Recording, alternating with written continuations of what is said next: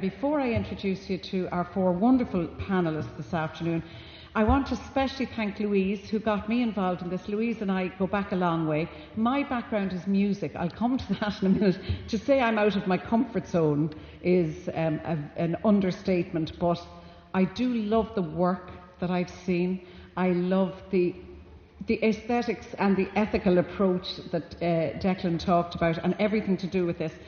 Jessica, who's been absolutely wonderful, Maeve from the City Council here, Anne from the Crawford Gallery, and all the participating galleries, Nicola down in the Wandsworth Gallery, part of the Crawford College of Art, the Key Co-op, the Sternview Gallery at Nash 19, and the Union Grind Coffee Shop.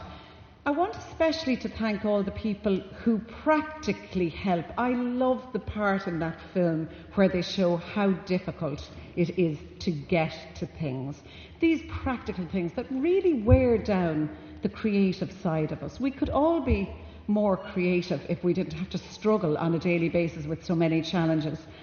So to the people who facilitate the artists to be able to make their work, and then of course also the mentors who facilitate the artists in bringing out their own creativity, and especially, most especially, to the artists themselves for the joy they've brought to Cork with this exhibition.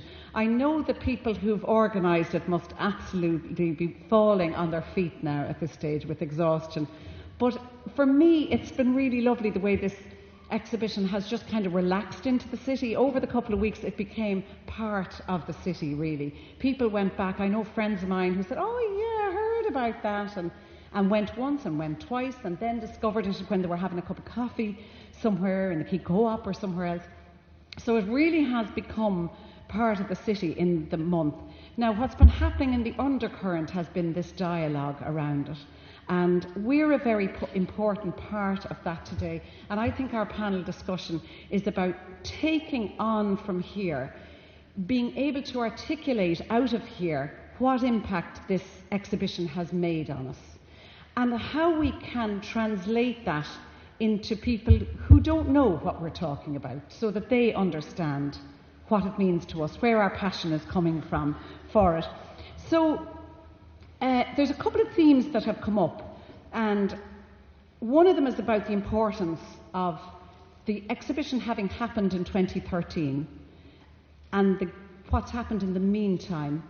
I think this will come out of this. I think this is something that will be processed afterwards, and when people check onto the website and see all that will be uploaded there as well.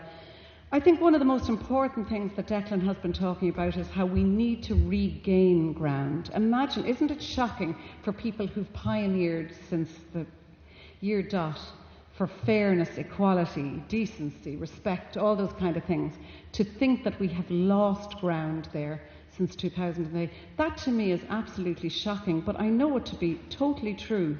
It's true in institutions as well, it's true in individuals' lives. So I found one theme that came out of this was the fearlessness of the artists. But the other side of that is fear, and we've seen fear drive an awful lot of the bad stuff that's happening in our society. Declan talked about stuff that really made me feel quite scared about where we are. But then he talked about the other side of that being opportunity and grasping opportunity. And I think collectively we can grasp opportunity or mould opportunities. So today and yesterday have been about reimagining. And this look at the Constitution of 1916 has been, it's really been great for the country. I think it's been one of the most important things that's happened since the crash, that we really have been serious from young kids up. That's what I think is marvellous, is the discussion. Back in the day, I was very young in 1966, like really young now, really young. But what we did was we painted shells. I can't tell you how many shells I painted green, white and orange. And other than that, I read of the heroism of 1916, and there was nothing else spoken about, you know. And our songs were all rebellious songs and the rest of it, and we learnt every word of them. All around my hat I wear a bright yellow ribbon-o and all the rest of them, you know. But now there has been, from little kids in primary school right up, real discussion about this. So we do actually have an opportunity if we want to grasp it. I laughed at Louise, one of the pieces that she recorded that I came across there recently, and she said actually it was kind of a bit of a joke at the beginning when the exhibition was being, or the whole Perspectives 2016 was being put together, because everybody was saying, oh, what do we do about we'll have to have a reference to 1916. But actually then when you read the Constitution and you see that, cherishing all the children equally and oblivious of difference, and you realise we are so not doing that and in danger of slipping back and losing ground. So it's really important that they've done this. It was also really important, the conversations that Louise and all the people involved in 2013 had after the exhibition, because what they talked about was the title, Outside In. Who is on the outside? Who said they were to be on the outside? What's so great about being on the inside, and who said it was great? And this has really thrown up, and there are several questions here in the yellow slips about outsider art and labelling as well. As I said, my own background is in music, so I'm very mindful of when I started working in this area of equality and rights for people to do with music. Where I was coming from was that we as teachers were failing, we as performers of classical music, which is my background, were failing people who weren't included in the system that we devised around our teaching and our performance and our performances.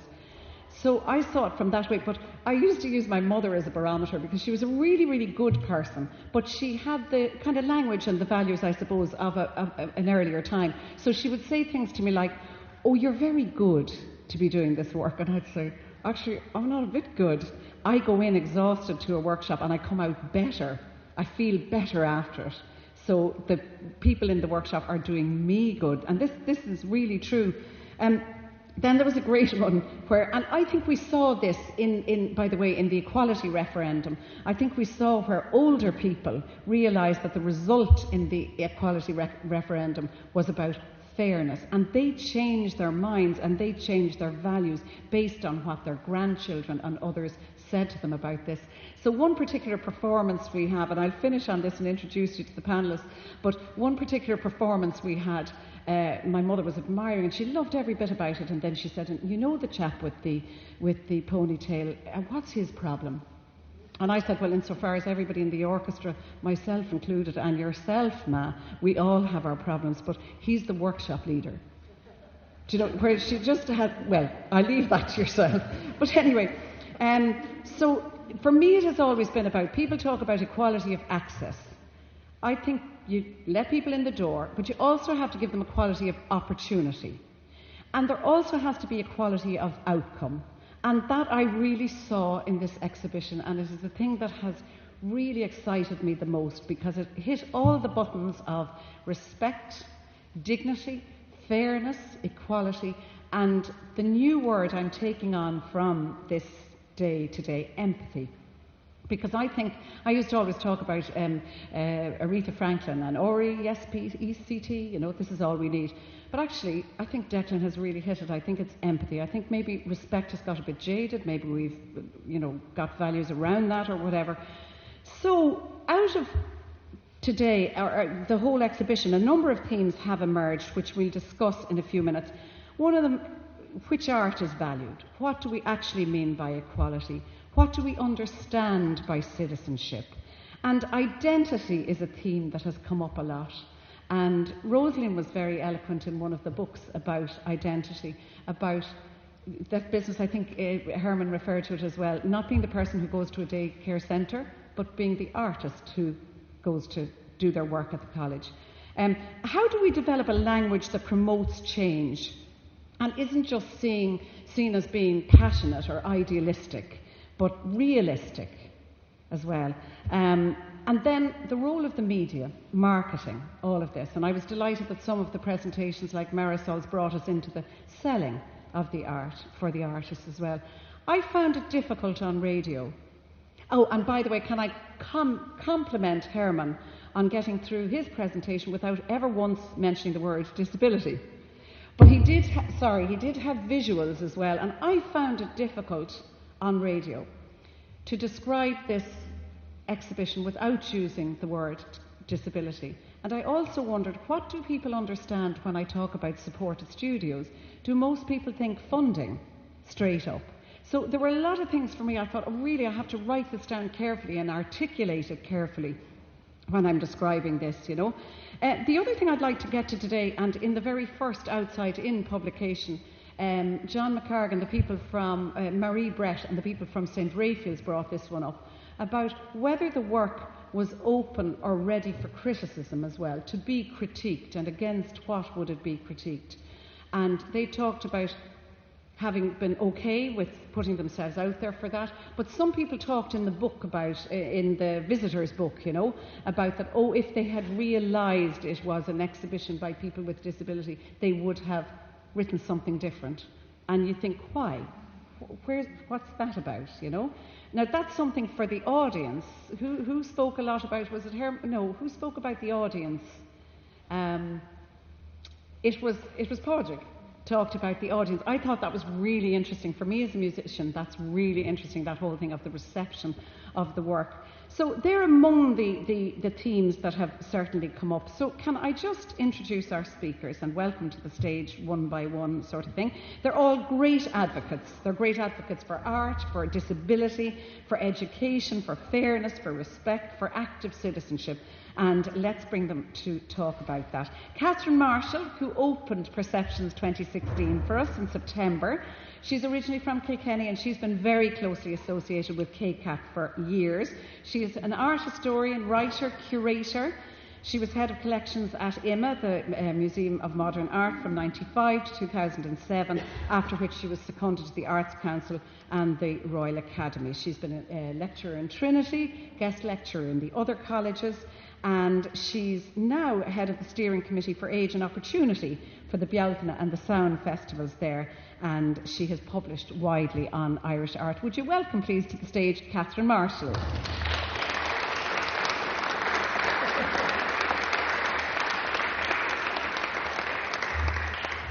Next we have our speaker from earlier this morning, Padraig Naughton, who is a graduate of the National College of Art and Design in Dublin and Bretton Hall College, that great teaching institution for the arts in Yorkshire. And Padraig became the Chief Executive of Arts and Disability Ireland back in 2005, and he really has seen the evolution of that organisation into a really wonderful national resource. And I just thought it was fantastic that his point of reference coming back here today was that row back in 2003, which I remember very well, because for me it was totally illuminating. I didn't know that there were all these different stratas. Do you know, I was working away in the area, and that more and more became obvious, that some people didn't want to be, grouped in a performance or an exhibition with other people, different forms of different disabilities. But I thought, that's exactly how I am as well. I'm not particularly interested in knocking around with people who are interested in sport, because I don't get it so much, But I have control, I have the choice. And that's the big difference, really. So that was a really interesting time. And funny enough, the arts and health strand of the 2005 cultural capital thing has certainly had the biggest legacy in terms of that big event here in the city. So would you welcome, please, our national and very internationally connected Padraig Naughton.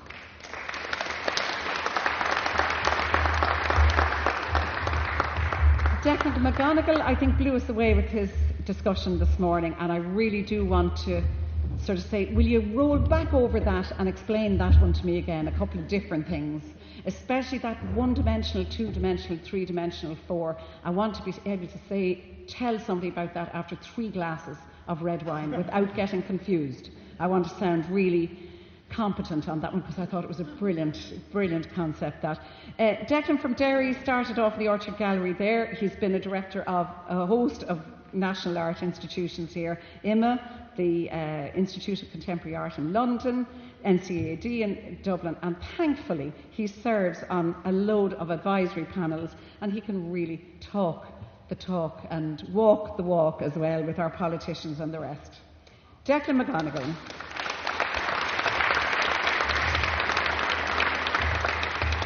And finally, it's my great pleasure to welcome Tom Clonan. Tom currently lectures in the Dublin Institute of Technology. He's a journalist, a security analyst, He's a parent and a carer. And Tom's time in the army, and particularly during his time in the Irish peacekeeping forces in the Lebanon, have really shaped his views on global citizenship. And the army's mantra of leave no one behind, well, Louise wrote about this in one of the two publications, and she said, in reality, we leave people behind all the time. We just don't notice. And I think there's a lot of slogans that we really love, and we don't apply them to our daily life, and I think Louise nailed that one as well. Tom has been a whistleblower about sexual violence against women in the army and has been a very important spokesperson on that topic. But he became an advocate for disability through his own experiences of the challenges involved for his own son, Owen. As Tom says, Owen is disabled not by his illness, but by a republic that treats him as less because of his condition. Will you welcome, please, Tom Clonan?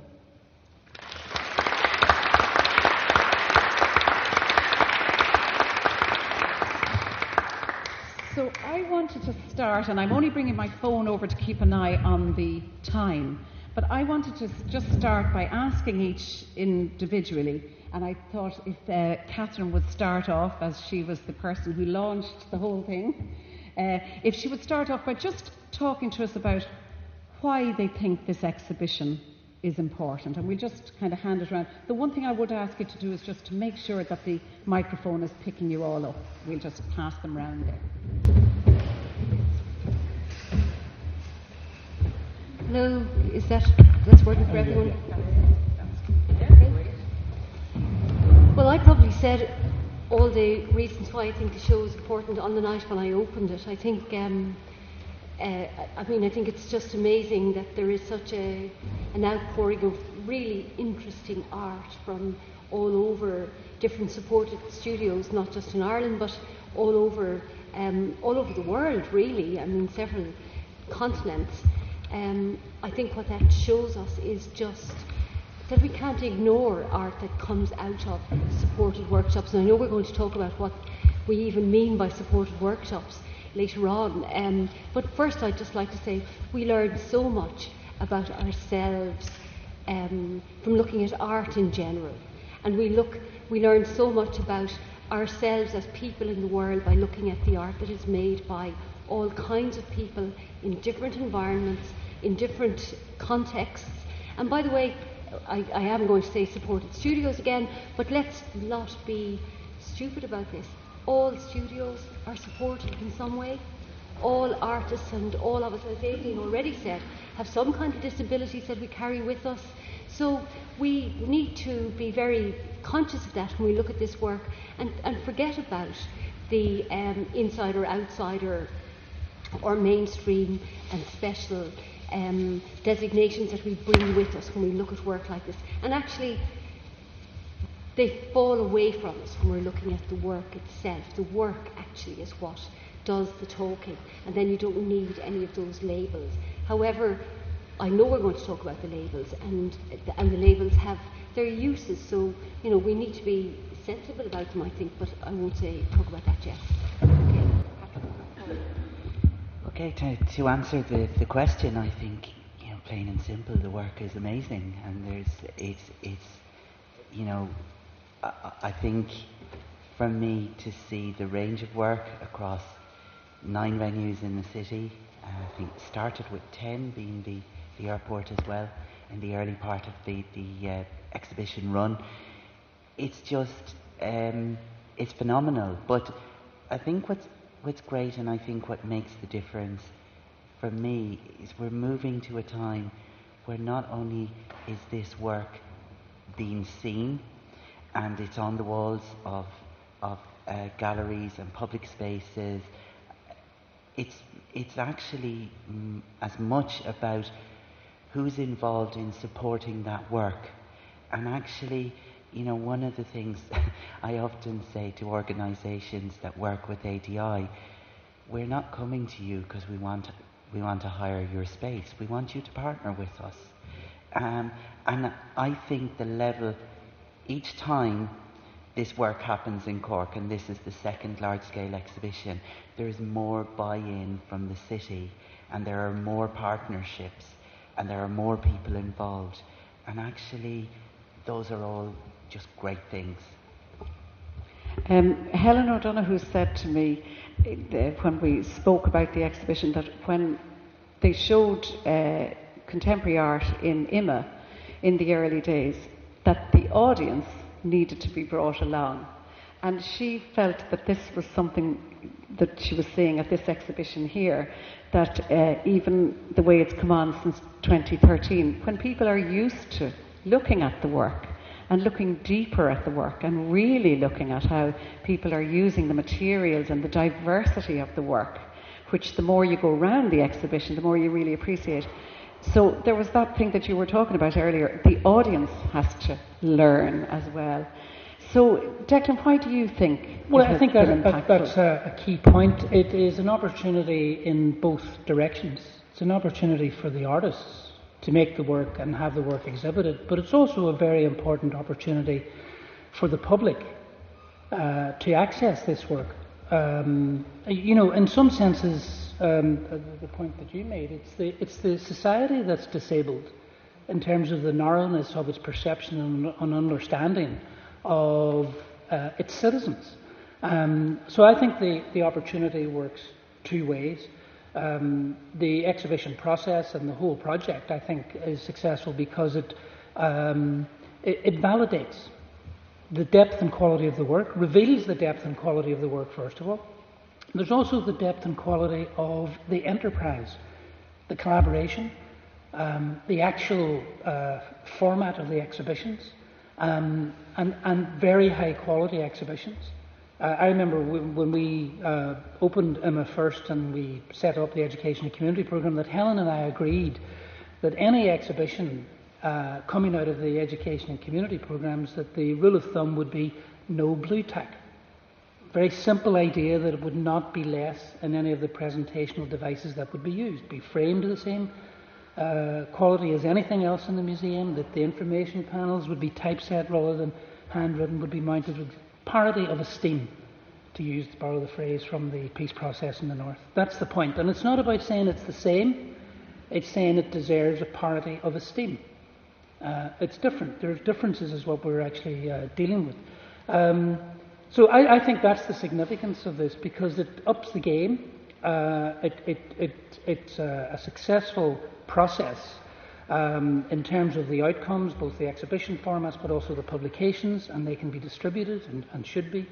What it means is that there's now a process in place that will not let the wheel roll back, in a sense. So it's a question. The question now, of course, is victim of your own success, is where do you take this next? How do you keep going? But that's the energy and the momentum. As I said, I think it's an enormous opportunity that you have created out of this process. Well, actually, you and I spoke about this before, Declan, that when I mentioned I was very struck by the curating of this exhibition and how beautifully it looks in the spaces over in the Crawford. I was completely blown away. And I think for me it was to do with the range of work as well, and just how wonderful it looked down at Wandsworth Quay as well.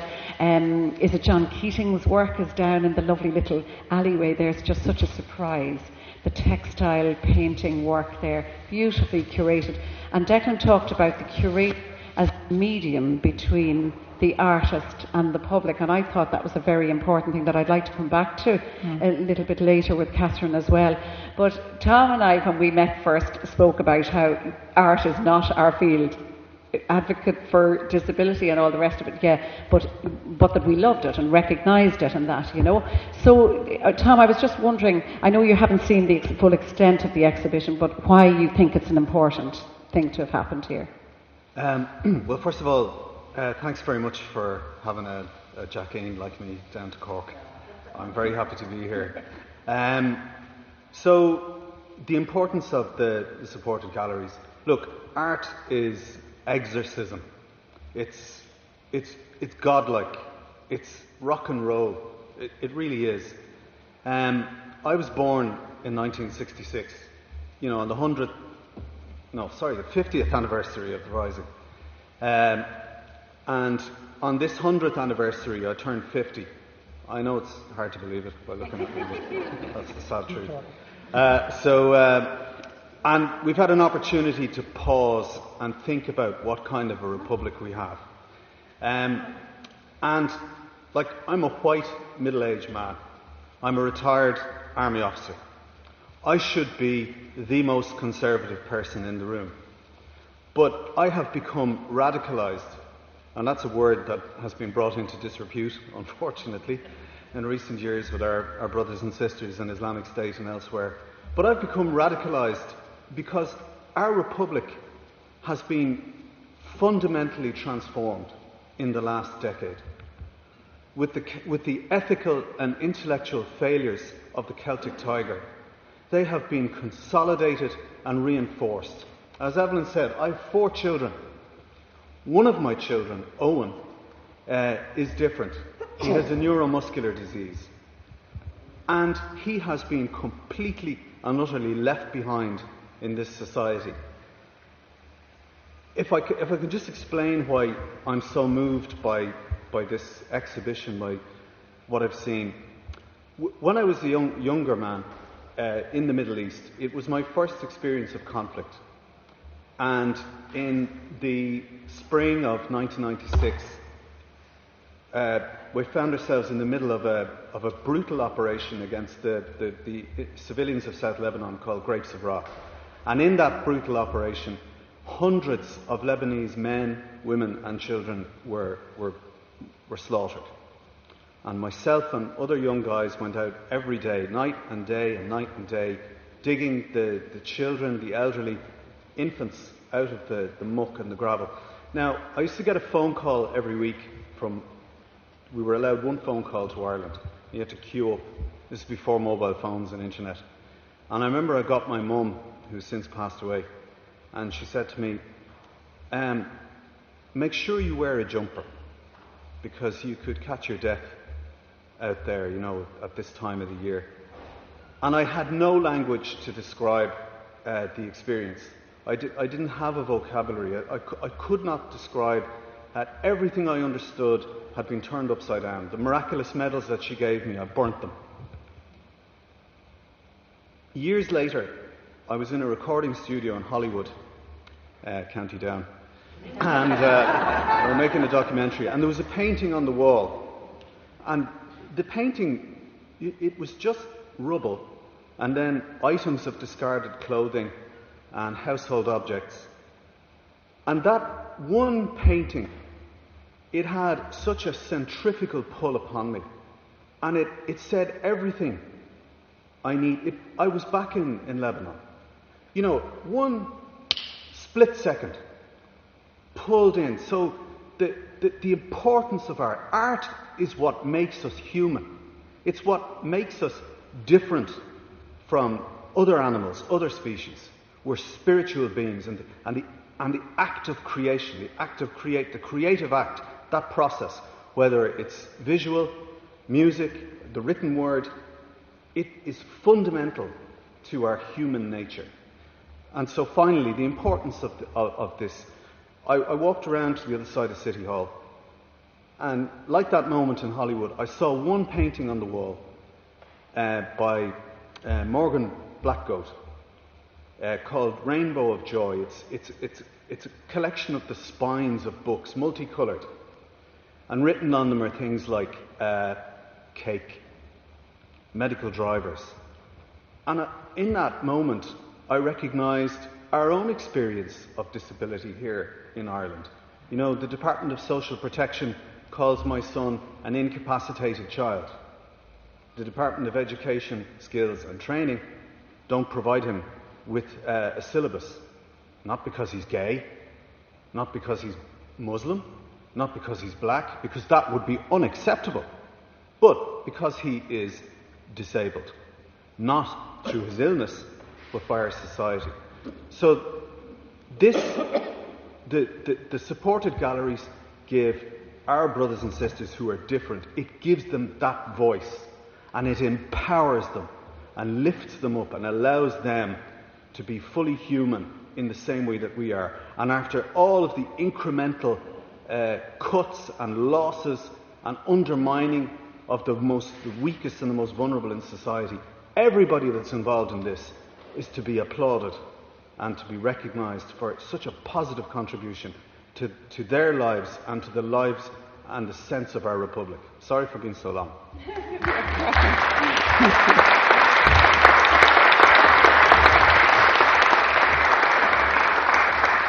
I think Tom has brought us directly into the political domain, and why not? Let's go straight in there and talk about who does the setting of the boundaries, who has created all this outside, inside, the little gangs.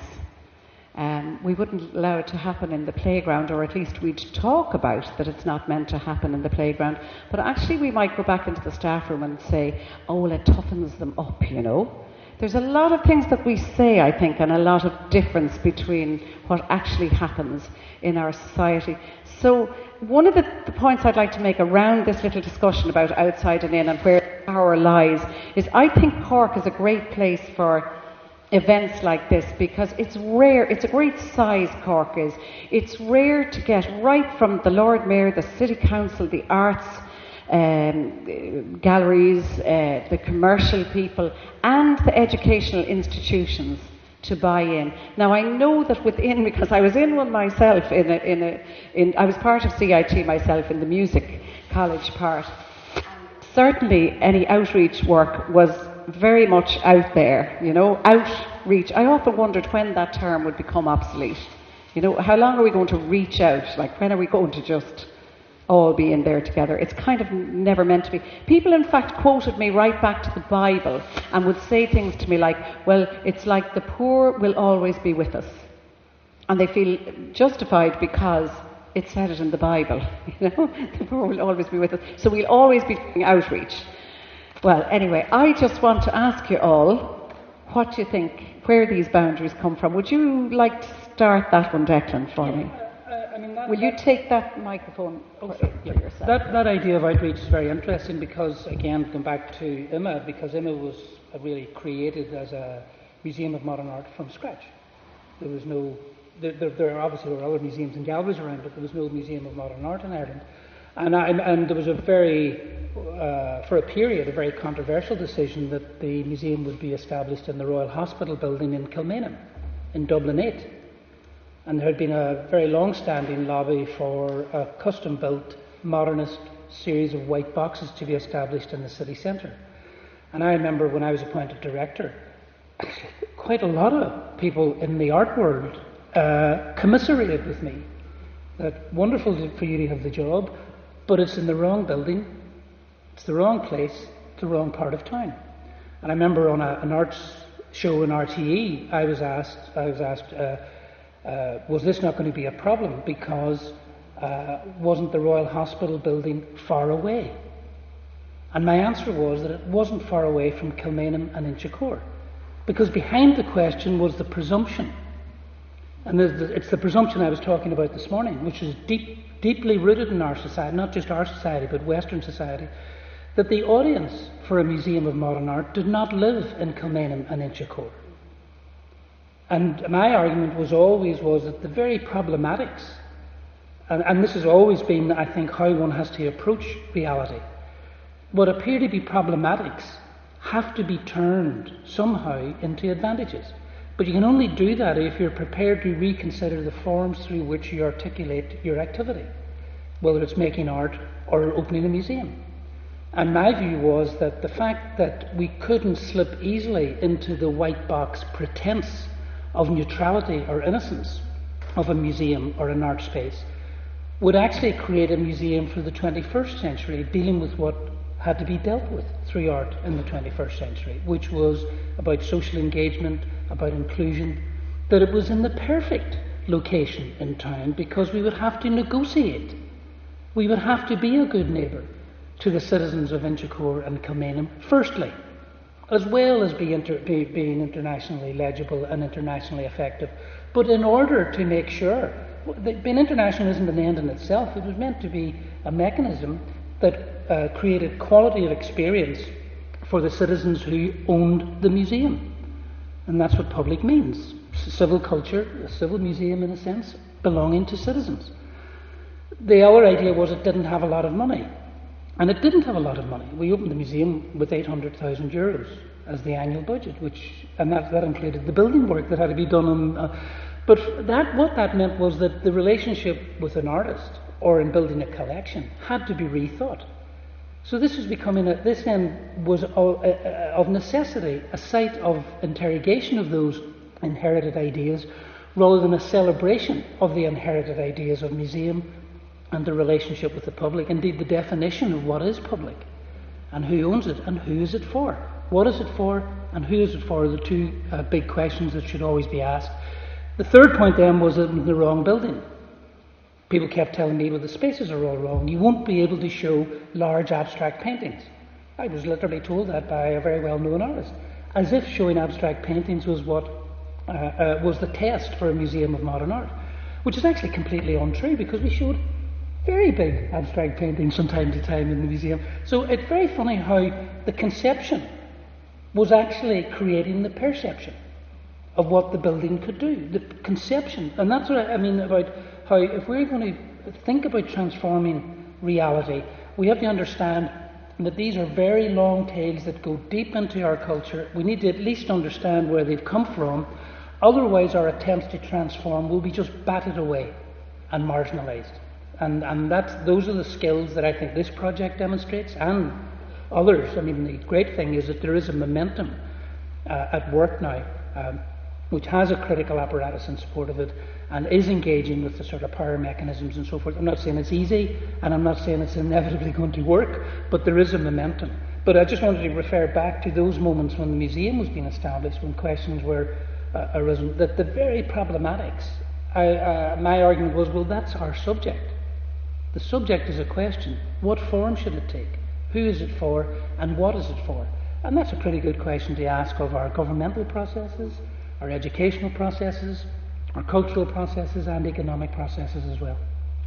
Well, Padraig, you must come up against this a lot, because you're talking to both people with a disability who want to engage in art making, and you're talking to artists with a disability. And you're trying to talk to funders and bring people together and all this. So who do you think puts these barriers in place, creates the outsider-insider? Sometimes I think that I think some of the barriers that, yes, there are historical barriers, and there are things that we need to change, and there are physical access issues that we continue to need to address. But I think sometimes a great deal of, for many people who work in the arts and who work in loads of other areas, they only know what they only know. And really, sometimes exposure is a really important way of moving people forward. In my time with Arts and Disability Ireland, I have found that the arts community have been very open to working with Arts and Disability Ireland and to supporting us.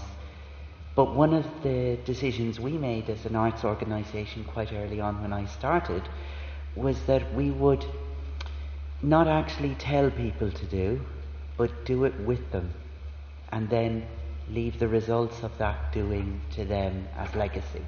So, for example, we started the Forest Station Artist Studios just as one instance. They had an accessible studio that for several years had not been used by an artist with a disability. They had no applications, and they came to us and said, what can we do to generate more applications? And we started to look at that. Then we put a residency in there for 4 years. After that, we moved on to mentoring, because actually the fire station had all the tools they needed. We had worked with them to leave a legacy in the organisation so they could continue to provide an accessible studio space for an artist with a disability with the knowledge that they'd gained. And I just, taking up the point that Declan's made about inviting people into the space, one of the things I do like about working in Ireland in comparison to other countries that I've worked in is that we have, over the time I've been involved in the arts, and I graduated in 1993 and have always had a visible disability, so I've always been known for having a disability, going right back to then, is that as we have opened up the space and as more people have participated, have come to participate, we've succeeded over time, despite the rows now and again, in actually keeping the conversation open. And I think that's really important, because what I would hate to see is that, as one group came into the space who were excluded, that then they might exclude other people who didn't fit their definition of what it was to be included. And I think that's really important that we hold true to that actually what Declan spoke about earlier, about everything being relational and that it being horizontal relationships, I think rather than hierarchical, is really important, very precious, and something we need to protect. The one thing that does concern me, and it's particularly, I think, in the visual arts, is we do seem to have an issue around language, and the language of describing art and critiquing art doesn't seem to, it struggles to critique and even engage in conversations with artists from the supported studio sector. And one of the points that was made to me by a curator a good few years ago, when he said, well, we weren't educated in the same places and we don't speak the same language, how can we communicate? That actually starting a conversation is a good place, and you can't underestimate the value of that. And perhaps putting the work on show with parity of esteem and the way it's curated and presented as well is important too. Yes. We're not sort of nailing it here, in that we're not saying it's 50% the fault of the educational institutions and it's 30% the politicians and the funders and certain percent the artist. Is there a kind of a division there for you, Catherine, as to where I'm going to call it the fault lies for this outside-insider divisions? I think the first thing I'd like to say is that one of the problems for the visual arts, and Padraig did mention the fact that the visual arts has a particular problem across the spectrum of all of the arts disciplines. One of the problems for the visual arts is it's too connected to a single valued object, which has a price tag usually, and traditionally those price tags have gotten bigger and bigger and more precious within the tradition of the history of art, and that created a kind of elitism around the ownership of it, and the people who were privileged enough to have access to it, and the people who were privileged enough to know about it and speak the language that was built up around it. And it was deliberately kept fairly exclusive, so that it was really something that was used to empower one group of people in society over everybody else in society. But if we start now to compare that with, say, something like folk music, for instance, which I think we'd all agree is a fairly democratic art form, we don't have that problem to the same extent at all. And I think one of the things we've been seeing in the 20th century is the growing democratisation of all of the arts. And if you look at how that's happened within the visual arts, you get museums and institutions, and as Emma, we've bent over backwards, making it clear to the world that we saw ourselves as part of a negotiation process where everything was up for grabs. But we had to really struggle to keep that position against our peers within the museum world, as well as against the audiences, as well as against boards of governors who came with more traditional approaches and so on. It seemed like a very uphill struggle. But to just think about democracy within the visual arts for a minute, I think one of the things that most museums, and this was not Emma's approach, do is they have outreach programs, and you mentioned them yourself, Aideen. Outreach is really a sort of top-down approach. We think we have something great here, we're going to share it with you. The opposite model for that, and what happens with, say, folk music again, is that it's a more participatory model. It comes from the ground up rather than from the top down. We're only now beginning to arrive at that stage with the visual arts, and some artists have been there all the time. And both Declan and Padraig mentioned one thing that I think is important, and that is good artists don't make those distinctions at all between ability or disability or, you know, what context you come from or anything else. They just go for the art and the quality of it. There is no distinction. Now, that's easy for them in a way.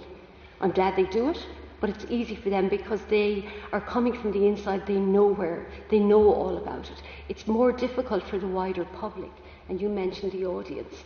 You know, it's not easy for audiences, especially in Ireland, who have been disempowered for generations in relation to the visual arts, to suddenly walk into galleries and museums now and get it all, you know, get the tradition, get the modernism, get the, you know, art from special contexts like supported studios and so on. So I think they need a bit of help, and I think we shouldn't be too picky about the language. I mean, we should be very careful about the language, but I don't think we should look down on people who use terms like outsider, for instance. They have their uses for some people, and for others they're a nuisance. But so what? The world is full of that kind of... We're all different, you know. So if it helps some people, leave it there. If it gets in the way for other people, they can ignore it. Okay. I mean, I think to go back to the idea of the horizontal, that there are some artworks that are heavily coded, and you know, you require some assistance or mechanism to crack the code. They've been invested in a particular way. Renaissance painting is heavily coded, but it actually operates, and because the distribution mechanism for a lot of Renaissance art, not all of it by any means, and I go back to Renaissance because it was a moment of creating what we have now, just as the map I showed was from the 16th century. It's a continuum, it's a spectrum, and you can move back and forth along that spectrum. But the mediators of the culture, the people who stand between, the curators, who in the previous model were meant to be invisible because they had this special status somehow.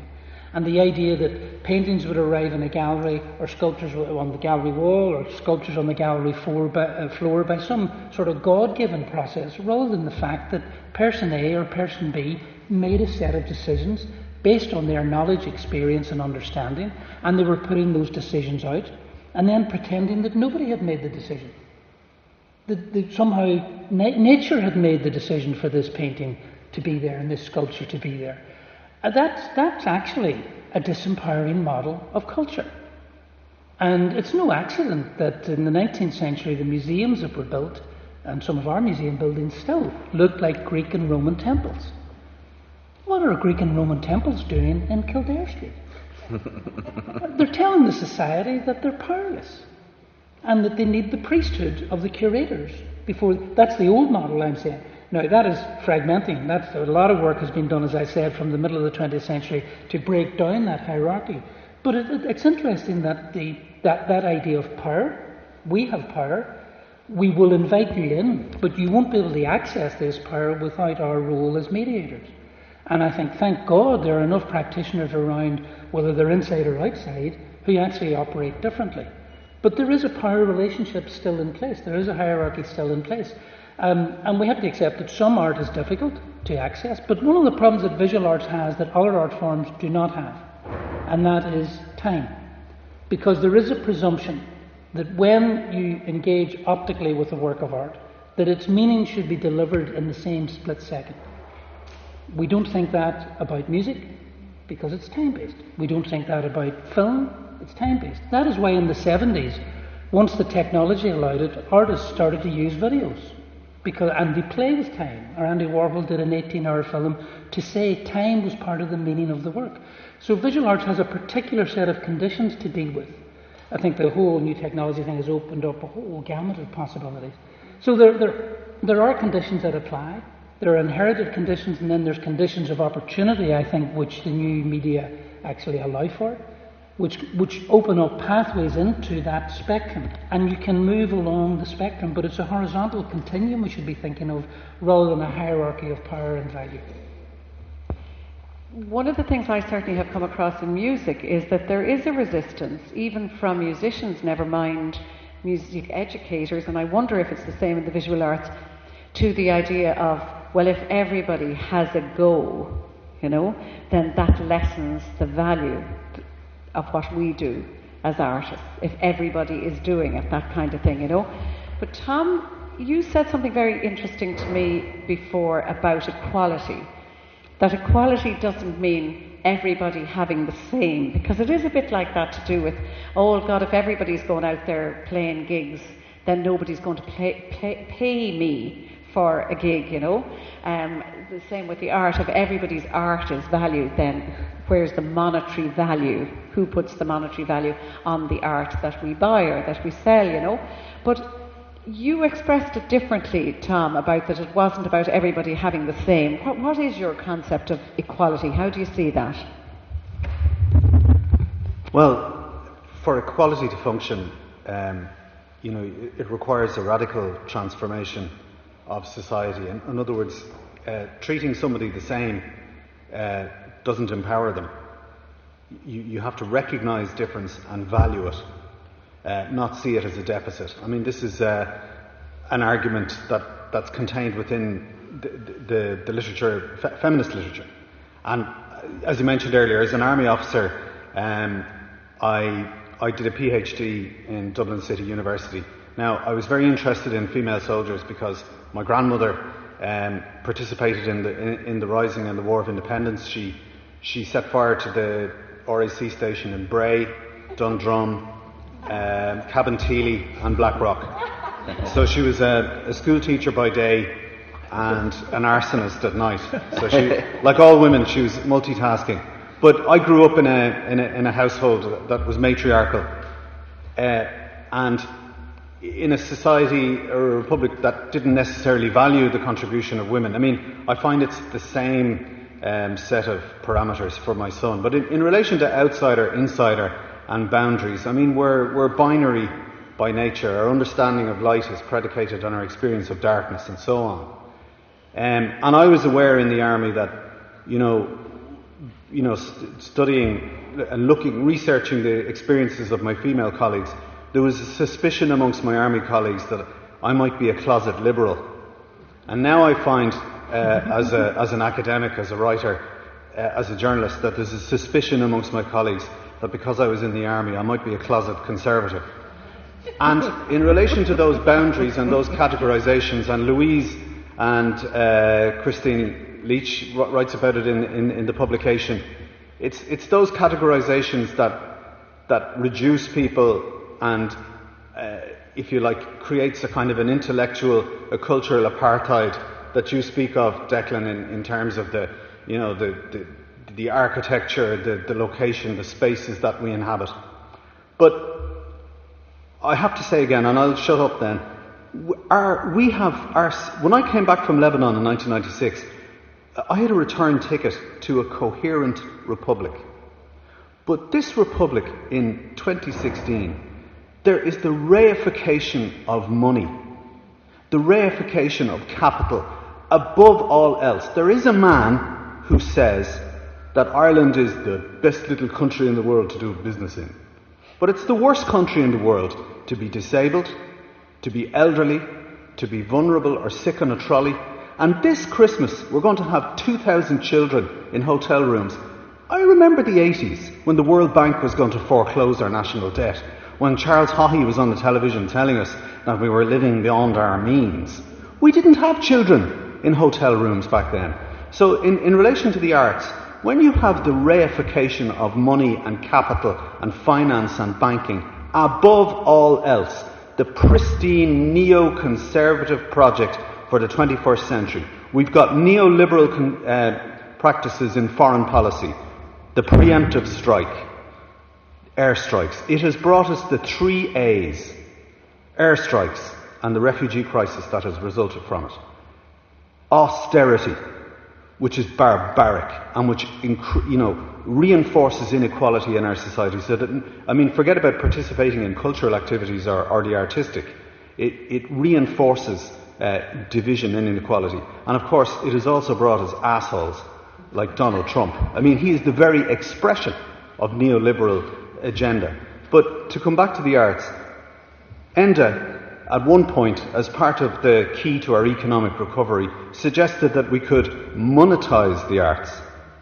And, you know, this gets to the heart of it, where if you view a piece of writing or something visual or an object in terms of its monetary value, its price tag, and preferably priced in guineas, I notice, then, you know, and if you reify capital, if you reify physical perfection, then it's much, much harder for people like my son and all of our brothers and sisters who are different to participate, which is why, again, I think the supported spaces are so important, because they're provocative, because they disrupt and run contrary to this pattern or this trend in our society as it moves further and further to the right with no sign of any change until Enda decides to go, or, you know, until our polity changes. So I think we live in a very, very interesting point in the development of our republic, and the boundaries have, you know, we were talking about social mobility earlier. The boundaries are really, really fixed and consolidated. Declan, do you want to come in on that one? Yeah, there's. I think in terms of crossing over into the business sector and all the issues that you're raising, Peter Drucker, the socio-economist, has said quite a few years ago. He said that there's a very small number of companies in the world, or there was then, that were older than 120 years, and they shared 4 characteristics. They had a conservative attitude to money. They created a human community in terms of their employment practices, and they made a profit to stay in business. They were not in business to make a profit. How interesting. And one of the mistakes that we made as a culture, I mean, in the broadest sense of culture and who we think we are and what we should do and so forth, was that we started to, at the governmental level, facilitate profit-taking, not profit-making. We facilitated the profit-takers who denuded the society of those resources. And we see the evidence of that in how things are being played out. We in the art world often, I think, run away from the idea of profit as if it means profit-taking. But profit-making is legitimate in the community sector. What would community profit look like? What would it take from the point of view of profit in community, in culture, to keep a society, and I mean a society, a transactional, with parity of esteem space, in business? And that's the challenge we face at the moment. I talked this morning about the resetting that's going on. The challenge is whether we'll have a society at all. Because a society without empathy is not a society. And we are starting to set into concrete the idea of a society without empathy and look after yourself. We're talking about students and third level education. It's very much going to be whatever you can come up with yourself in terms of access to third level education, for instance. So that idea, I think we need to think about language and make that distinction between profit taking and profit making, and the fact that there can be community profit, there can be cultural profit, there can be social profit, as well as the fiscal profit, which we made a complete bollocks of recently. Padraig, that obviously rings a bell for you too. Yeah, just a few very quick responses. I actually, you know, many professional artists who are non-disabled get paid for what they do, and I want to see more artists with disabilities who do really good work get paid and be professional artists and be recognised as such. I think it's really important. Going back to your earlier point about the notion that, well, if we broaden the space and allow everyone in to make art, then, you know, what's the value? I don't think that's the issue. You know, I think the problem in the past has been that people with disabilities, their art wasn't valued. So in fact, none of them were making art. And actually, slowly but surely, more people have claimed that space. And I don't think it's one of the reasons I'm so interested in audience, because I don't think every person with a disability wants to make art. That's why, as a person with a disability, I'm often very frustrated by the notion that it seems that the only way to engage is through participation. You know, as I said recently at another conference, I'm married, I have young kids. If I'm lucky to get out for 2 or 3 hours to go to see a show, I haven't time to participate at this point in my life. It's just the way it is. And then there was a very early question that sort of disappeared, and I think it fits in here as well, which was around this thing of labelling and around, does it exclude, does it include?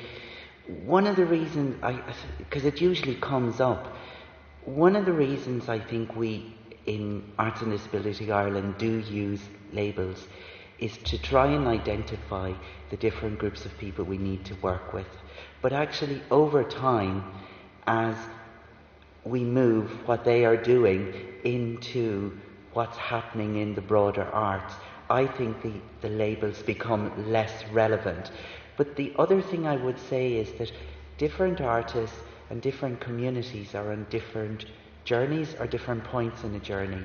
And while something like, let's say, outsider art or special needs make me cringe, actually for some other people that's kind of where they're at, and they need to work with that label, or they feel the need to.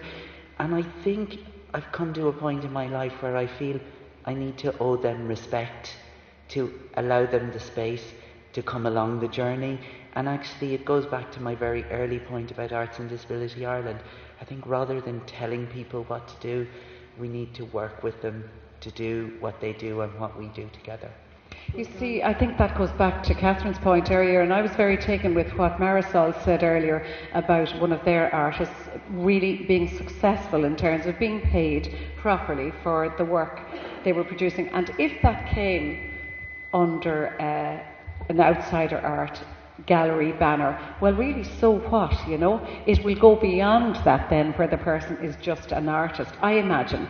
But I certainly have come up against that mentality amongst musicians, and I fear it might be the same a little bit in artists, where they will say they support the work of people with a disability or disabled artists, but in fact they're a little bit protectionist about their own territory, you know.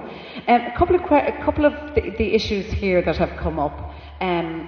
One just really important statement here, that we're citizens of society, so it's important, we're all citizens of society, important that we express ourselves throughout, and the writer feels that's very important for everyone here. Another statement rather than question, that supported artists can be a way that art should be included in life. Is there a difference then between insider or outsider? Supported artists don't both need empathy, which I think is a very support and empathy, whether you're inside or outside. I mean, well, it's up to the artist. This is about choice to decide. It's about intention. And if you want to speak to yourself as an artist, as a producer of something, fair enough, that's fine. But if you actually want to communicate, the model I was using, the first one-dimensional, two-dimensional, was if you want to get out of the studio, then you're into a distribution network. So what are your opportunities to get your ideas across? And there's your equality of opportunity there. And that's where the opportunity issue arises, and that's where you meet the gatekeepers. Mm-hmm. You know, and I don't want to condemn individuals, because it's not an individual process, it's actually a larger historical process that the individuals are embedded in. I thought it was only when you got to your fourth dimensional that I could see the opportunity, or the equality of outcome, and I thought actually that is what you're talking about as the success of this exhibition here, because it has been multi-dimensional, which is great. And the fact that you're all prepared, I've been at so many music days where somebody will always pipe up and say, why are we talking? We should be singing. And I'm thinking, actually, I'm desperate to talk, because I really need to find a language that persuades other people outside the people that I know, and I need to be able to be very coherent after the 3 glasses of wine and really know what I'm talking about or whatever.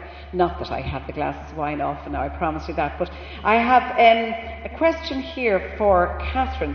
This is about how are artists accepted onto a supported studio programme?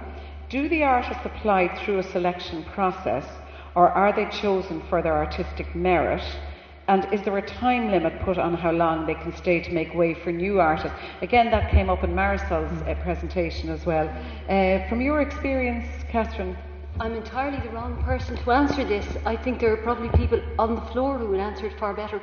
I've been very closely involved with KCAT in Kilkenny for the last 3 or 4 years. Well, for much longer in a marginal way, but for the last 3+ years I've been the curator of the Engagement Project, which is the project through which, I think Barbara talked about it earlier, but I arrived late, so I didn't hear what she might have said about it. It is the project where we are trying to link artists from inside KCAT and artists from, other contexts outside to work together over a period of years and to develop relationships and for us to see what comes out of it. So, I work with the people who are already there, and I've worked with Declan in Arts Ability in Wexford, New Ross. And I've worked with 1 or 2 other places, but I have nothing to do with selecting the artists. Well, let me give the microphone out to who would like to take that, who's involved in running a supported arts studio. And just to answer those specifically, how are the artists, the selection process, how long they stay in it, and are they chosen on their artistic merit? Yeah.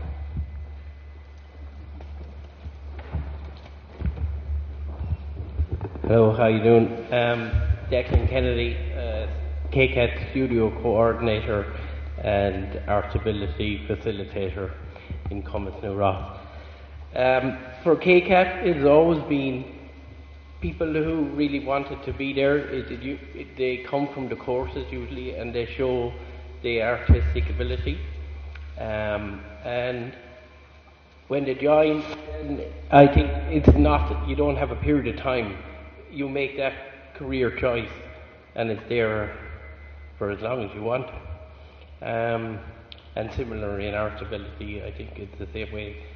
The main thing is that you kind of set up a project, you want it to last.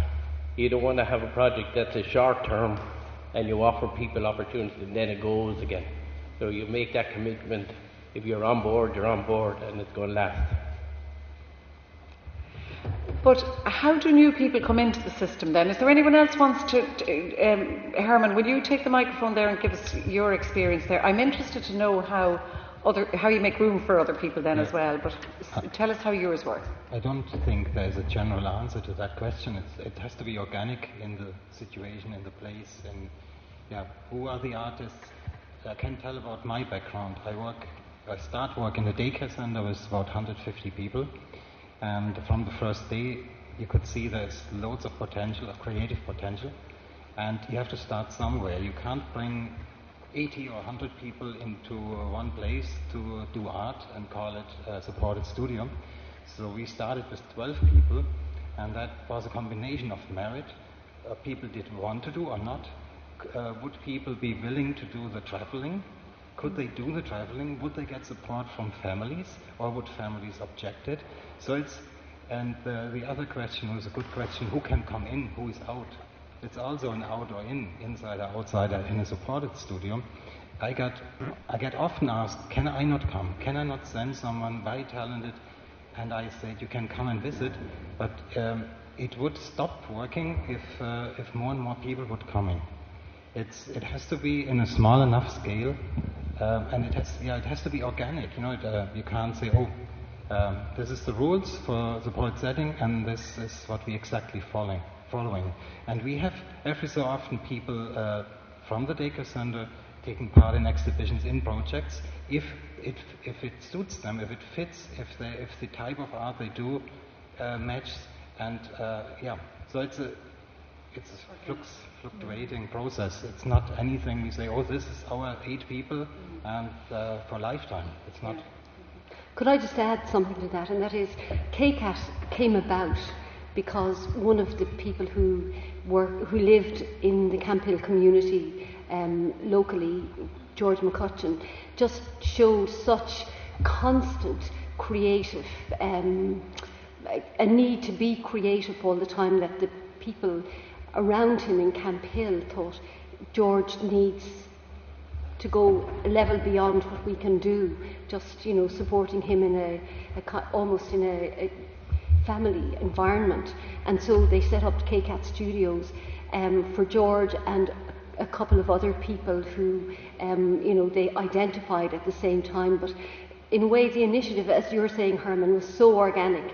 It came out of George just being somebody, a real artist, in fact, somebody who just kept scratching away at something like the rest of us, scratch at boils or something, just kept showing that he needed to be doing something that craved recognition, and also then, of course, it's great to learn other skills that help you to get better and better at what you do, or find more ways of showing it and so on, and the studios evolved to do that. Could I suggest, Catherine, that he found himself, though, in a community where that was recognised, in that there's a lot of artists in that area in Kilkenny, and that he might have been somewhere, I don't know, somewhere else in the country where that wouldn't have been picked up on, because in Kilkenny there's a layer of a cultural support already there.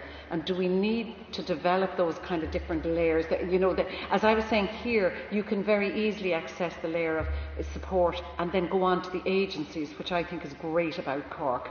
You can literally meet your Lord Mayor and your councillors on the street and say, look, come to such and such a performance and see what's going. But there is an organisational model to achieve that, and it's the library movement. I mean, the library, I know it's under threat now, but I'm saying in terms of where it came from, the library movement in the 19th century was understood as a form of emancipation. What we're talking about is also a form of emancipation, either be it on the part of individuals or communities. And people are protesting. I know libraries are being closed as we speak, and it's not unique to the Irish situation. Lots of controversy in the UK as well about libraries being closed. But the idea of a library, including mobile libraries, was that the facility, the access, would be everywhere. Now, I know books are different from artworks, perhaps, but less so in the recent past than maybe in the longer term past. But I think the library movement is a really interesting example of a horizontal process, organised to be everywhere. I remember one of the parts of the national programme in the museum was the smallest library in Ireland, in Belmullet, taking one small painting from our collection every year to show it. And I think it was like you could only get 2 or 3 people into the building or something. But the idea was that it should be everywhere, that it was to do with public service and the emancipation issue. And I think if we hold on to that idea of emancipation, that it's education is a form of emancipation, and so can an understanding that comes from both art making and art experience is also a form of emancipation, then I think we have to come up with some format where it is available and can be, and shouldn't rely on the fact that there's a density of arts practitioners of a particular kind in and around a particular time. To support, And Padraig? I think what you'll find in my experience from going around the country is that nearly every supported studio has had a different history. Okay. And therefore the ways in are very, very different. We've heard the KCAT story, and a little bit about Arts Ability, but I'm thinking of the Lusna group in Mayo, and they came out of a 3rd of December project that the Arts Office organised there, that linked them with the Customs House studios in Westport, and they used the print studio, and that then turned into a 33-week, 1 afternoon a week programme. So you've all sorts of ways. The other thing which I would say, and I didn't mean to mention it during my talk, but one of the things Arts and Disability Ireland has, which we manage on behalf of the Arts Council, is a funding scheme for artists with disabilities.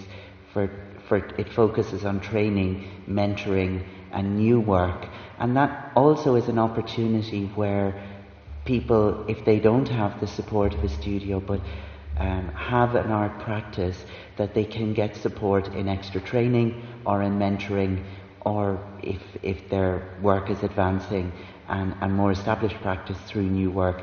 And Amy Lawless, my colleague, is here who manages that scheme, but I just wanted to give that a mention. And it comes and just So people have a timeline on it. It's usually every kind of March, April that we announce the scheme, and there's the last 3 years there's been a budget of €25,000 for artists. Could I just come back for a second, particularly because Aileen said that Kilkenny was a place that had a lot of artists in it. Kilkenny has no more artists than anybody else, and in fact, because I grew up there and I know it very well, in the 70s Kilkenny was a very elitist place to be involved in the arts.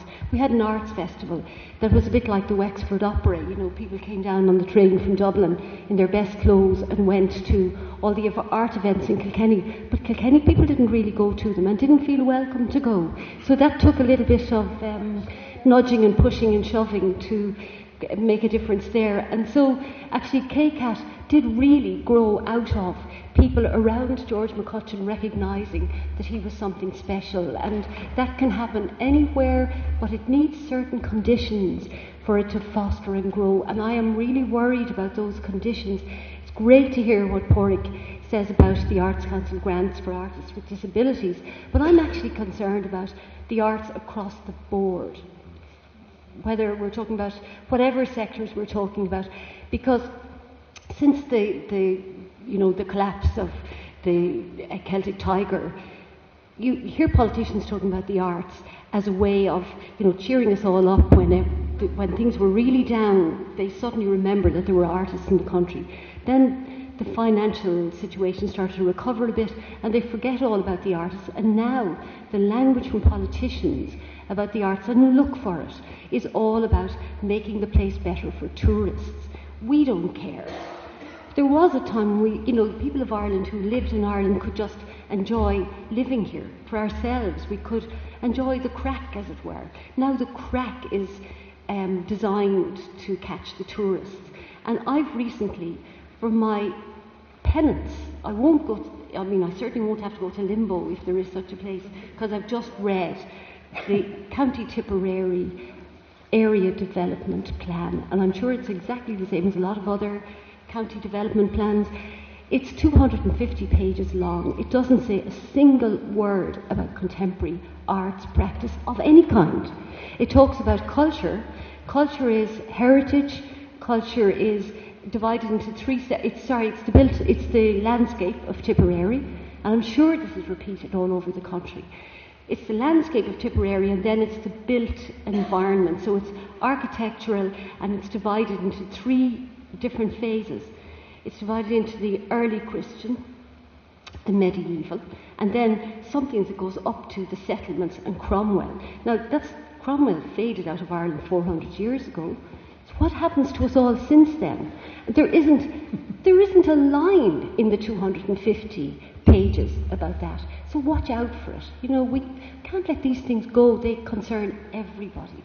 And if there's good support, county by county, that support will reach everybody in it. The artists will look out for each other irrespective of those boundaries. Yeah, I think that the whole identifying where the power is in your area and where the support is going to come from. But I really do wonder, that's why I was teasing that one out earlier, are we all kind of partly colluding? I know when I was really involved in disability and music, I knew every report, I knew everything that had been published. And since I've got out of it and got very busy with other things, I don't know anything like this much, So in a way, if there's a slide, I am responsible partly for, the collusion in that. And that, what Catherine is saying there about keeping on top of what's coming out of the department of all these things and the arts thrown in there, it has taken a turn very much for cultural tourism. Fall to Ireland and bed nights to do with festivals seem to be what they're counting. There's a very interesting one here.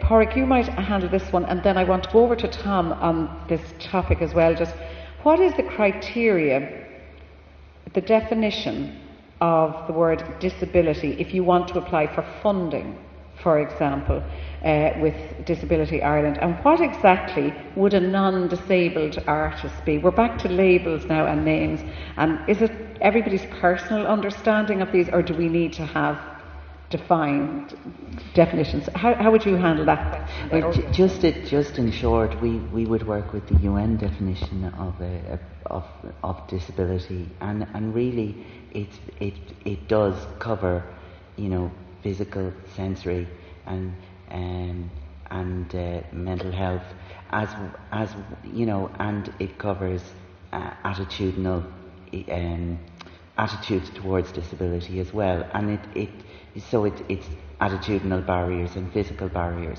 and so it's a very broad definition of disability, and we do ask people when they apply for funding to identify, but the reason for that is that the funding that we provide is ring-fenced to people with disabilities. It's the only scheme of its type in the country, and I would be very protective of making sure that artists with disabilities get that funding. But the other thing is, we do encourage, and in fact it's part of the criteria particularly of the new work, that artists collaborate and that they link in and work with others to add value to their work. So that could be, a playwright who works with a director or a producer. It could be a visual artist who works with a gallery or a curator, etc. And so in fact, that thing of collaboration and building relationships is a really other very important part of trying to link the artist with a disability with all the other people who work in the arts, who can actually support and build bridges and relationships.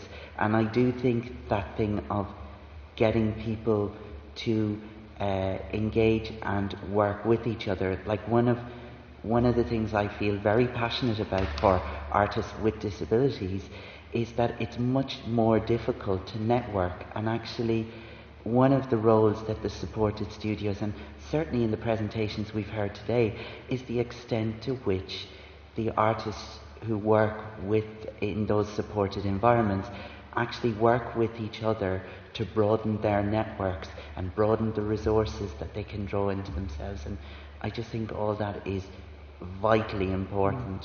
So I hope that answers that. Tom, I know that you mentioned there about being radicalised about your son's situation as a disabled person, or a person with a disability in this republic.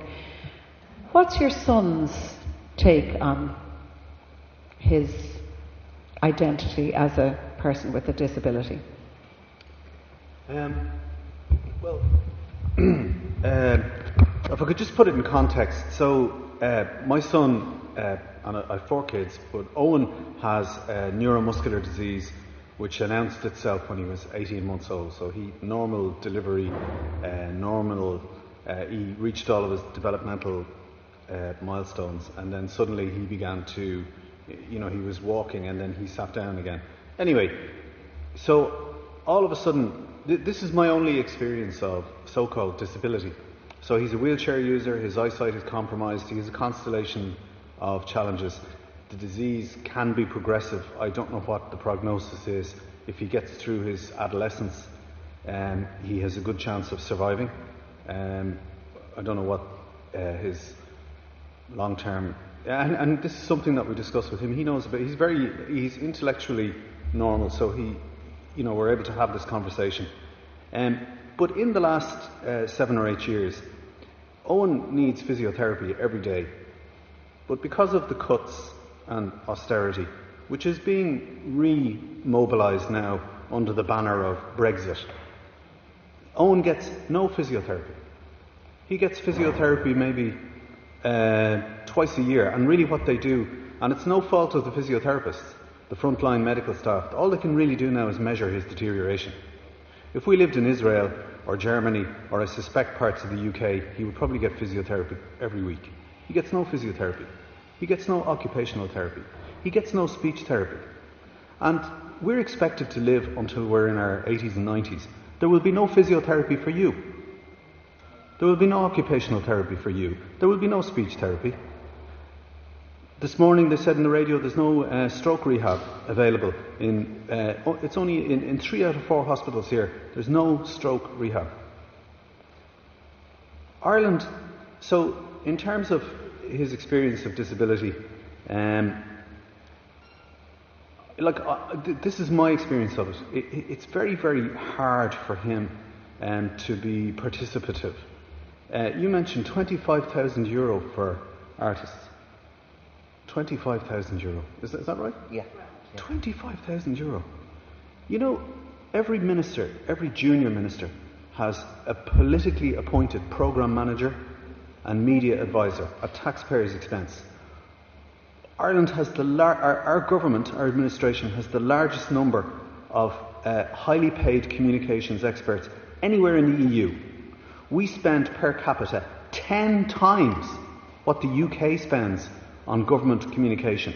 So we must have our government must be the best communicators in Europe. Right? That costs, if you were to take that money and give it to the arts, I mean, you can really tell a lot about its society in terms of how it treats the organs of cultural production and expression. Look, I lost a little girl, I lost my mum, I lost a sister to breast cancer. It's like a bad country and western song. But it all came to a head because all stress finds expression. Sometimes it's substance abuse, for some people it's the breakdown of relationships and so on.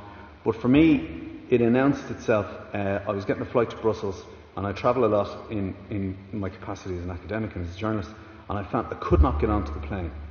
And I never had a problem with flying. I've flown in all sorts of things.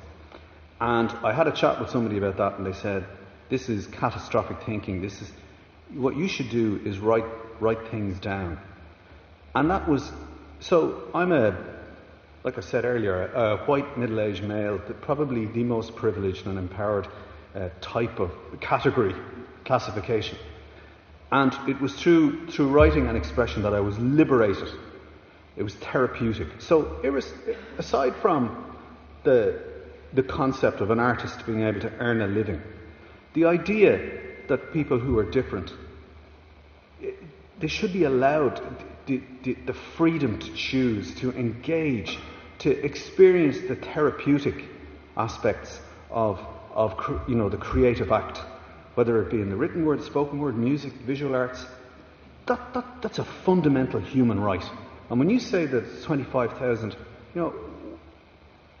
like I say, I've been radicalised, and I don't want a coffee morning for my son. I don't want a handout or €5 in the budget. I want a radical transformation of our society so that everything is accessible. We need an open and accessible society. And it's not just in the interest of people who are different by way of disability or special needs. It's going to come knocking on everyone in this room. It'll come knocking on your door. Whether it's an elderly parent, a child, whether you have a traumatic brain injury, a road traffic accident, or a stroke, you're going to find yourself in the situation that my son finds himself. And last year, we did the right thing with the marriage equality referendum. Not because we felt sorry for our LGBT brothers and sisters, not because we were doing them a favour, because it was the right thing to do. We're vindicating their human rights. And I now belong to an invisible community. I'm well known, I know lots of politicians, and I've been very vocal on this issue over the last number of years, ever since my son found himself in a wheelchair that was too small for him. Not one politician has ever picked up the phone and called me to ask me how my son is. Not one of them. Not one of them has ever asked me in passing or in conversation, how is your son? How's that situation? Because they don't care. They don't care. All they care about is foreign direct investment, global capital, the protection of the financial services sector. Now, that's where a republic is now. And that's why I keep coming back to this fundamental point. If you do even one small thing, all of these workshops, these supported workshops, they are a miracle in and of themselves, the fact that they exist. And yourself, the people who work in that area, I mean, if I hear Michael O'Leary or David McWilliams one more time, I'll jump off a building. These are the people who need to be up in Norris and Uachtaráin. These are the people who need to be in Farm League. These are the people who Michael D. Higgins should have and award them every year. We need to completely reboot the values of our system and restore the principles of the proclamation that are hanging in the civic offices next door. Well, I think that's what's been really important about this. That there has been a proper examination of that. I must say, I shared Tom's anger when I heard about that Michael O'Leary breakfast there recently, and he just rubbished everything. He rubbished the politicians, and everybody in the room colluded with it. The politicians colluded with them, didn't seem to mind that he was giving them without risking slipping off into another kind of seminar, the media response to that was very interesting, and it was very much, well, sure, that's Michael. Yeah. And it was exactly the same response at the beginning of Trump's election campaign. Right. Oh, that's Trump. That's all right. That's what he is. And it's, I mean, his apologists are still saying it. Everybody else has wised up, I hope. But his apologists are still saying, well, that's Donald Trump. He's an alpha male. What do you expect? And so forth. The normalisation that has taken place of what are actually abnormal processes via the media. The media, it's not about dumping on the messenger, but I actually think they're complicit in the canonisation of somebody like Michael O'Leary, for instance. The media have become the seamless and perfect extension of the establishment. They are simply spokespersons. Now, some of that is down to a lack of resources, and print media particularly is in free fall, and they lack resources. Journalists don't leave the office, they're in front, they take in information. If you do a content analysis of any national newspaper, you'll find 75-80% of the material is coming from official sources. It's an executive summary of a report or something that happened in the courts or a press release.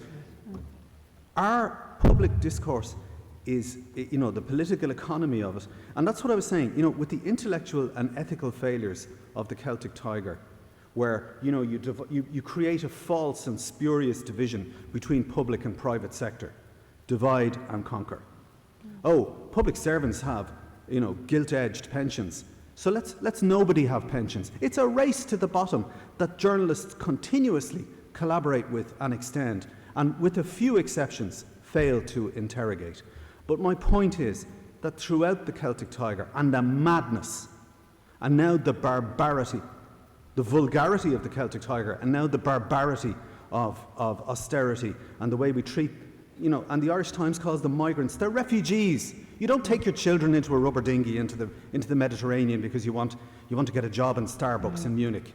Yeah. Please, language is important. But my point is, artists have not let us down. The church, the financial services sector, the political class, on Garda Síochána, all of our big institutions and our areas of certainty have let us down. But art and our artists have not. And, for me, the gateway to our recovery, to reimagining our republic, lies in the hands of those people who engage in activities, the creative impulse, that which makes us human. The concentration on money, of people like Donald Trump and so on, and Melania, that is what reduces us, diminishes us, makes us less than what we are. So I'm optimistic, but I applaud everybody in the room who works in this area and who works with people. And like I say, I should be the most conservative person in the room. It's interesting that you mentioned the migrants there, because one of the questions that was directed to you, Declan, was about the who decides and defines inside and outside. But this writer was interested from the perspective of working with asylum seekers. And I had a second one about, do you know of any creative models of inclusion for asylum seekers, people without any traditional citizenship, or have any ideas in that regard? I mean, it is a big issue that hasn't really come to the fore here in Ireland yet, but it's there. It represents a really interesting challenge, I think, and I think to the extent what I referred to earlier was that the dominant models that came out of the 19th century and so forth that we're all working through were only ultimately tested by a feminist discourse that developed in the mid to late 60s, alongside the wars of independence being fought in the developing world, which was a political discourse as well as a socio-cultural discourse around feminism. But those models didn't start to open up or be opened up until a discourse was developed around that. And I think the challenge that the idea of migration, the refugees and asylum seekers, the other, coming into our society creates the same dynamic. And we can look at it two ways. One is it's an attack and we must resist it, and that's a view that's right in the middle of our politics at the moment, and it seems permissible, as I said earlier, to diminish the other. And it's articulated in language and the way people are dealt with and the way they're represented and so forth. The challenge to us is to open up our language because there are cultural challenges, issues of cultural identity. Language is different. In the Islamic tradition, for instance, the figure doesn't figure. That's the nature of that cultural identity, that self-image is not of self at all. It's of the collective. That is why the IRA did not have suicide bombers. But ISIS does have suicide bombers because the individual disappears into the ground of the culture. I mean, the IRA did terrible things, but they did not have suicide bombers, and that comes from a cultural difference. The challenge that represents is the test of our civilization in this period. I think it's as simple as that. I think it's ironic that the Prime Minister of Hungary talks about a Christian society, and we must protect the Christian society against the invasion by the Turks. Look at the Brexit campaign. One of the arguments promoted by the cynics, the Leave campaign, was that Britain was going to be invaded by 70 million Turks. Sorry, I could wind up here, but the diminishment of the other. And then the Prime Minister in Hungary talks about, to preserve our Christian society, we have to reject the refugees and the immigrants. To preserve our Christian society, which is based on the idea of love your neighbour. Declan, it's extraordinary. You're wound up there, but I have to wind this up. So I have to wind a few things in together, and I'm literally giving you 40 seconds each to come back to me on this, because the one thing we need to wind it up into is the idea of citizenship. And a couple of the questions here: what practical steps do you suggest that we take as artists and facilitators can take to promote and disseminate the idea of creative citizenship? Then where do you see the most opportunities to inform change for a more fair society in terms of arts and access? What support, direction, teamwork is available to coordinate services? This kind of thing, to do with the whole idea of how do we make a fairer society? How do we promote active citizenship? Can you give me your ideas in 25 seconds now, because I've taken up some of your time? Love your neighbour. And be empathetic. And be empathetic. See self in other. And I think everything flows from that. Thank you, Declan, for everything you've said today. Fantastic. Padraig, would you like to give us yours? From listening, it just strikes me sometimes how tiring it is fighting as a person with a disability or as a parent of a child or an adult with a disability. And I think, and you mentioned about the fact sometimes you stand back. I think as active citizens, what we've got to do is support each other, but it's okay if you get tired sometimes to stand back a bit and let other people take on that responsibility and come back in, because you can't do it all the time on your own, and we all need to work with each other. And support. Yes. Catherine, would you like to? Tom, maybe we'll have Catherine wind up as she started. A couple of small things, and this is Walt Disney. When I was an army officer, I swore a solemn oath of allegiance to uphold the Constitution. So unlike an officer in the British Army where you follow orders, we only followed lawful orders. And you could refuse, and on one or two occasions I did refuse. I mean, when it came to a choice between right and wrong, when I saw the treatment of my female officers, I did the right thing. Be careful of feminism, it ended my military career. Be careful with it. But I think it would be no harm if our politicians swore an oath to act in the public interest. And if a politician is found not to act in the public interest, they should be taken out of office. And the second thing is, they need to get the railings around Leinster House and take them down. Take down all the gates, all the railings around Leinster House, and make it accessible to the public. as we started, and as the whole exhibition and Perceptions 2016 were launched by Catherine Marshall, can I call upon Catherine just to say a couple of words on the arts and active citizenship before we go?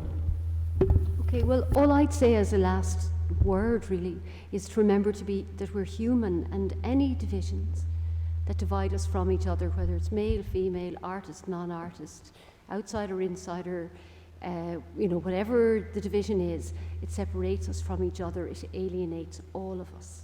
So we just do well to remember that we're human and we share that. Can I thank all our panel, Tom Clonan, Declan McGonagle, Padraig Naughton and Catherine Marshall.